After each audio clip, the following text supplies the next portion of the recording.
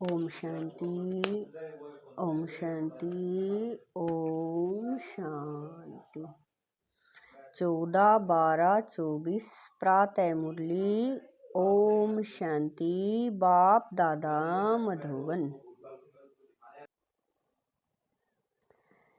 मीठे बच्चे, तुम्हारे पास मन मना भव और मध्याजीवी भव के तीक्ष्ण बाण हैं। इन्हीं बाणों से तुम माया पर विजय प्राप्त कर सकते हो। प्रश्न है, बच्चों को बाप की मदद किस आधार पर मिलती है? बच्चे बाप की शुक्रिया किस रूप से मनाते हैं? उत्तर है, जो बच्चे जितना बाप को प्यार से याद करते उतना बाप की मदद मिलती है। प्यार से बातें करो, अपना कनेक्शन ठीक रखो, श्रीमत पर चलते रहो तो बाप मदद करता रहेगा। बच्चे बाप की शुक्रिया मानते, बाबा आप परम धाम से आकर हमें पतित से पावन बनाते हो। आपसे हमें कितना सुख मिलता है। प्यार में आंसू भी आ जाते हैं। ओम शांति। बच्चों को सबसे प्रिय है माँ और बाप, और माँ बाप को फिर बच्चे हैं बहुत प्रिय। अब बाप जिसको तवमेव माताश्च पिता कहते हैं, लौकिक माँ बाप को तो कोई ऐसे कह न सके। यह महिमा है जरूर, परंतु किसकी है यह कोई जानते नहीं। अगर जाने तो वहां चला जाए और बहुतों को ले जाए, परंतु माया की भावी ही ऐसी है। जब ड्रामा पूरा होता है तब ही आते हैं। आगे मूवी नाटक होते थे। जब नाटक पूरा होता था तो सभी एक्टर्स स्टेज पर खड़े हो जाते थे। यह भी बेहद का बड़ा नाटक है। यह भी सारा बच्चों की बुद्धि में आना चाहिए। सतयुग, त्रेता, द्वापर, कलयुग, यह सारी सृष्टि का चक्कर है। ऐसे नहीं मूल वतन सूक्ष्म वतन में चक्र फिरता है। सृष्टि का चक्र यहाँ ही फिरता है। गाया भी जाता है, एको ओंकार सतनाम। यह किसकी महिमा है? भल ग्रंथ में भी सिख लोग महिमा करते हैं। गुरु नानक वाच एक ओंकार, यह तो उस एक निराकार परमात्मा की ही महिमा है।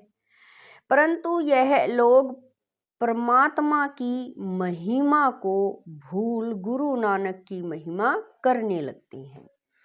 सतगुरु भी नानक को समझ लेते हैं। वास्तव में सृष्टि भर में महिमा जो भी है उस एक की ही है, और कोई की महिमा है नहीं। अभी देखो, ब्रह्मा में अगर बाबा की प्रवेशता नहीं होती तो यह कोड़ी तुल्य है।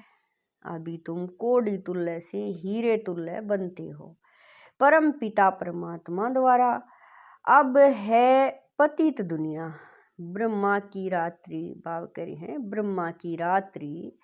पतित दुनिया में जब बाप आते हैं और जो उनको पहचान लेते हैं वह उन पर कुर्बान जाते हैं। आज की दुनिया में तो बच्चे भी धुंधकारी बन पड़ते हैं। देवताएं कितने अच्छे थे, अभी वह पुनर्जन्म लेते लेते तमो प्रधान बन गए हैं। सन्यासी भी पहले बहुत अच्छे थे, पवित्र थे, भारत को मदद देते थे। भारत में अगर पवित्रता न हो तो काम चिता पर जल जाएं। सतयुग में काम कटारी होती नहीं। इस कलयुग में सब काम चिता के कांटों पर बैठे हुए हैं। सतयुग में तो ऐसे नहीं कहेंगे, वहां यह पॉइजन होता नहीं। कहते हैं ना, अमृत छोड़ विष काहे को खाए, विकारी को ही पतित कहा जाता है।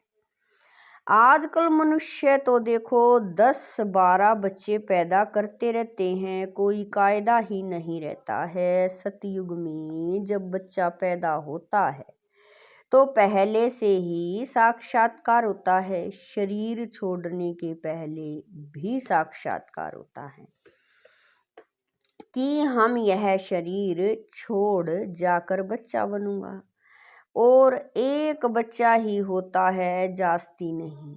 ला मुजीब चलता है, वृद्धि तो होनी है जरूर, परंतु वहाँ विकार होता नहीं। बहुत पूछते हैं तब वहाँ पैदाइश कैसे होती है, बोलना चाहिए वहाँ योग बल से सब काम होता है। योग बल से ही हम सृष्टि की राजाई लेते हैं, बाहुबल से सृष्टि की राजाई नहीं मिल सकती है। बाबा ने समझाया है, आकर बाबा कह रहे हैं अगर क्रिश्चियन लोग आपस में मिल जाएं तो सारी सृष्टि का राज्य ले सकती हैं, परंतु आपस में मिलेंगे नहीं। ला नहीं कहता, इसीलिए दो बिल्ले आपस में लड़ते हैं तो माखन तुम बच्चों को मिल जाता है। श्री कृष्ण के मुख में माखन दिखाया है, यह सृष्टि रूपी माखन है। बेहद का बाप कहते हैं यह योग बल की लड़ाई शास्त्रों में गाई हुई है, बाहुबल की नहीं। उन्होंने फिर हिंसक लड़ाई शास्त्रों में दिखा दी है, उनसे अपना कोई संबंध नहीं है। पांडवों कौरवों की लड़ाई है नहीं, यह अनेक धर्म 5000 वर्ष पहले भी थे जो आपस में लड़कर विनाश हुए। पांडवों ने देवी देवता धर्म की स्थापना की। यह है योग बल जिससे सृष्टि का राज्य मिलता है। माया जीत जगत जीत बनते हैं। सतयुग में माया रावण होता नहीं, वहाँ थोड़ा ही रावण का बुत बनाकर जलाएंगे। बुत कैसे कैसे बनाते हैं, ऐसा कोई दैत्यवासुर होता नहीं। यह भी नहीं समझते 5 विकार स्त्री के हैं और 5 विकार पुरुष के हैं, उनको मिलाकर 10 शीश वाला रावण बना देते हैं। जैसे विष्णु को भी 4 भुजाएं देते हैं, मनुष्य तो यह कॉमन बात भी समझते नहीं, बड़ा रावण बनाकर जलाते हैं। मोस्ट बिलवेड बच्चों को अभी बेहद का बाप समझाते हैं। बाप को बच्चे हमेशा नंबरवार प्यारे होते हैं, कोई तो मोस्ट बिलवेड भी है तो कोई कम प्यारे भी हैं। जितना शकीलदा बच्चा होगा उतना जास्ती लव होगा। यहाँ भी जो सर्विस पर तत्पर रहते हैं, रहम दिल रहते हैं, वह प्यारे लगते हैं। भक्ति मार्ग में रहम मांगते हैं ना, खुदा रहम करो, मर्सी ऑन मी। परंतु ड्रामा को कोई जानते नहीं है। जब बहुत तमो प्रधान बन जाते हैं तब ही बाबा का प्रोग्राम है आने का। ऐसे नहीं, ईश्वर जो चाहे कर सकते हैं, या जब चाहे तब आ सकते हैं। अगर ऐसी शक्ति होती तो फिर इतनी गाली क्यों मिले, वनवास क्यों मिले? यह बातें बड़ी गुप्त है।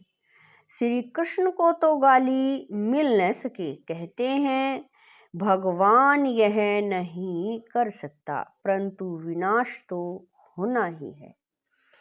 फिर बचाने की तो बात ही नहीं, सभी को वापिस ले जाना है। स्थापना विनाश कराते हैं तो जरूर भगवान होगा ना। परमपिता परमात्मा स्थापना करते हैं। किसकी मुख्य बात तुम पूछो कि यह है कि गीता का भगवान कौन? सारी दुनिया इसमें मूंजी हुई है। उन्होंने तो मनुष्य का नाम डाल दिया है। आदि सनातन देवी देवता धर्म की स्थापना तो भगवान बगैर कोई कर नहीं सकता। फिर तुम कैसे कहते हो श्री कृष्ण गीता का भगवान है? विनाश और स्थापना कराना किसका काम है? गीता के भगवान को भूल गीता को ही खंडन कर दिया है। यह बड़े ते बड़ी भूल है। दूसरा, फिर जगन्नाथपुरी में देवताओं के बड़े गंदे चित्र बनाए हैं। बाबा कह रही हैं गवर्नमेंट की मना है गंदे चित्र रखने की, तो इस पर समझाना चाहिए। इन मंदिरों पर कोई की बुद्धि में यह बातें आती नहीं है। यह बातें बाप ही बैठ समझाते हैं। देखो बच्चियां कितना प्रतिज्ञा पत्र भी लिखती हैं, खून से भी लिखती हैं। एक कथा भी है ना, श्री कृष्ण को खून निकला तो द्रौपदी ने अपना चीर फाड़ कर बांध दिया। यह लव है ना, तुम्हारा लव है शिव बाबा के साथ।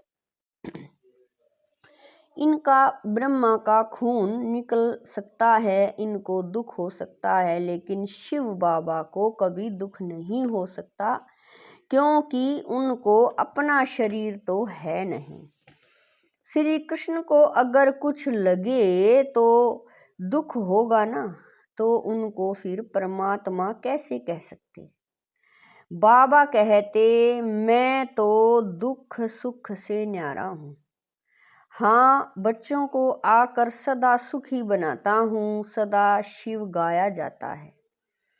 सदा शिव सुख देने वाला कहते हैं मेरे मीठे मीठे शकील दे बच्चे, जो सपूत हैं, ज्ञान धारण कर पवित्र रहते हैं, सच्चे योगी और ज्ञानी रहते हैं, वह मुझे प्यारे लगते हैं। लौकिक बाप के पास भी कोई अच्छे कोई बुरे बच्चे होते हैं।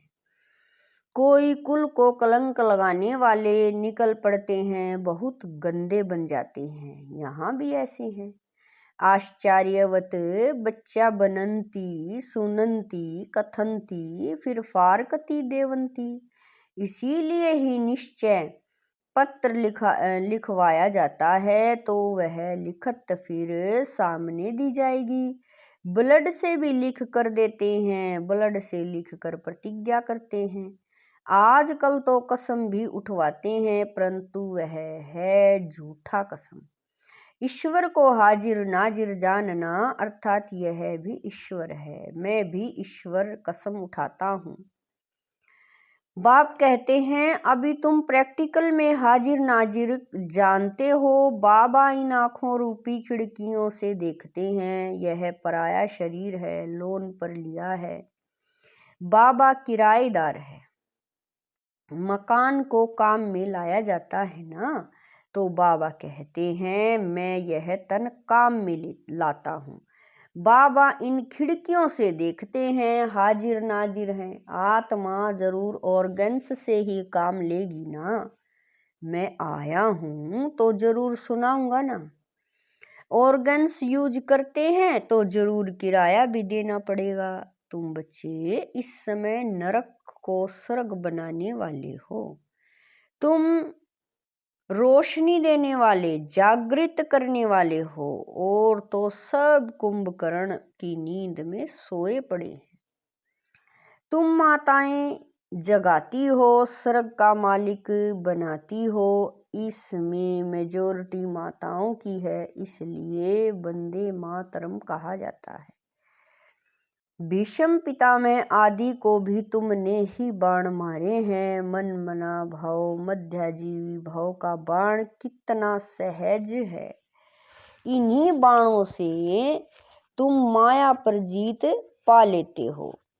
तुम्हें एक बाप की याद, एक की श्रीमत पर ही चलना है।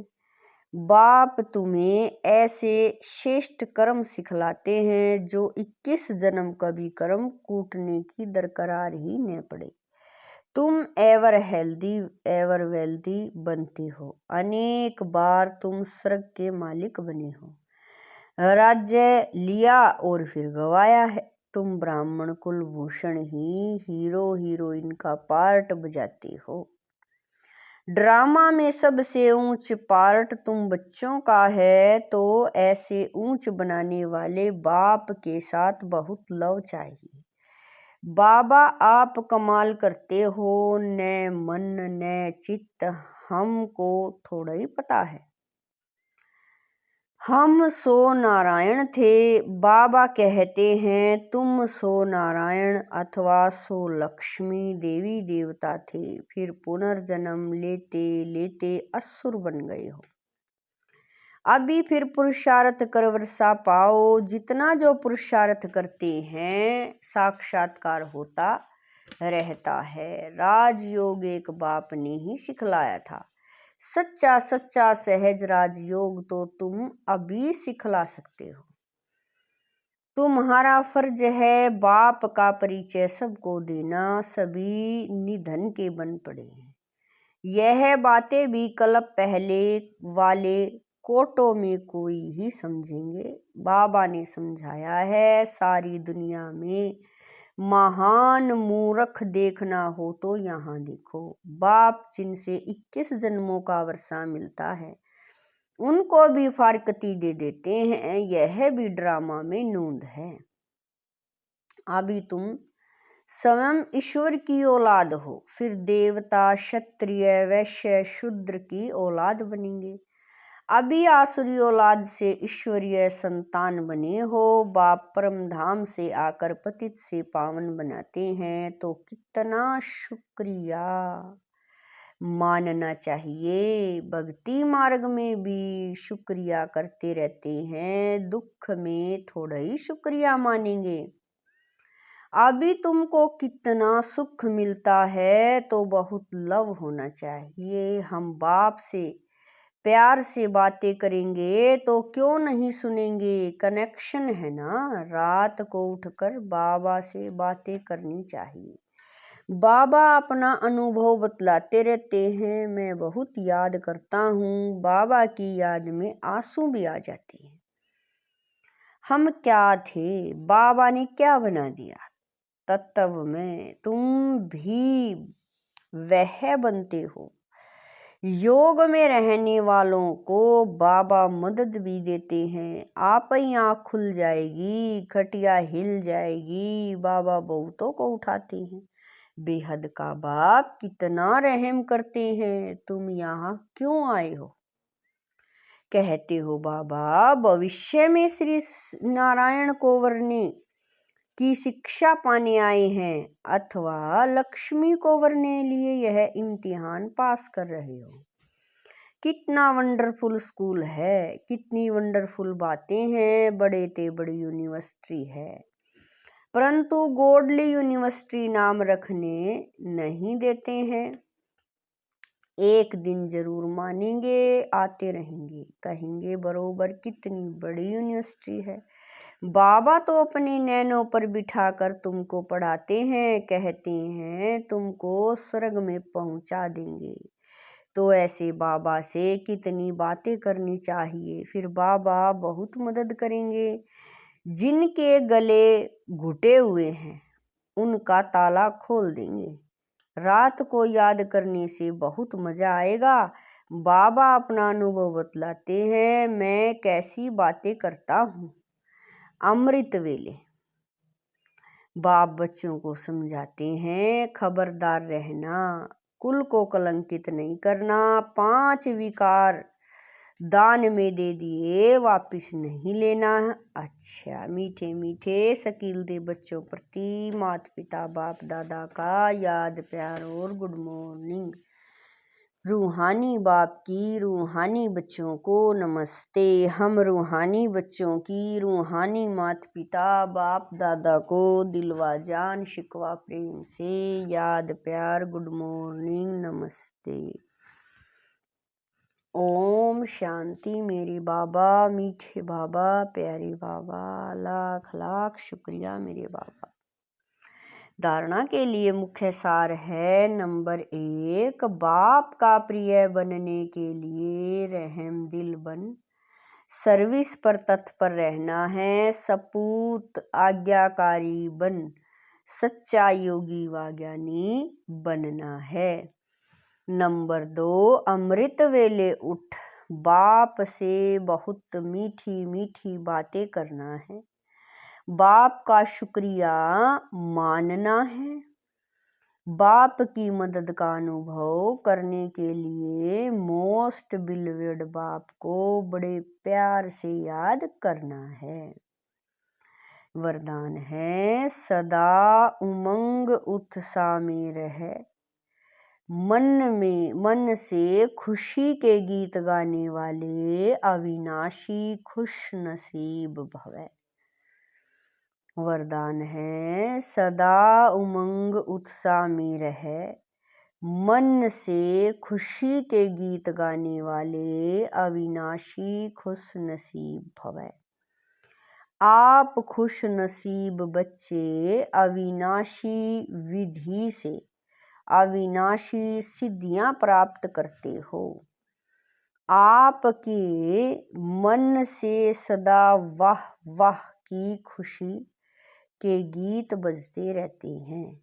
वाह बाबा, वाह तकदीर, वाह मीठा परिवार, वाह श्रेष्ठ संगम का सुहावना समय, हर कर्म वाह वाह है, इसीलिए आप अविनाशी खुश नसीब हो।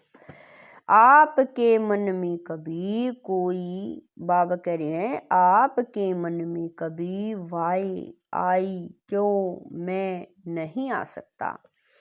वाई के बजाय वाह वाह और आई के बजाय बाबा बाबा शब्द ही आता है। स्लोगन है, जो संकल्प करते हो उसे अविनाशी गवर्नमेंट की स्टैंप लगा दो तो अटल रहेंगे। स्लोगन है, जो संकल्प करते हो उसे अविनाशी गवर्नमेंट की स्टैंप लगा दो तो अटल रहेंगे। ओम शांति।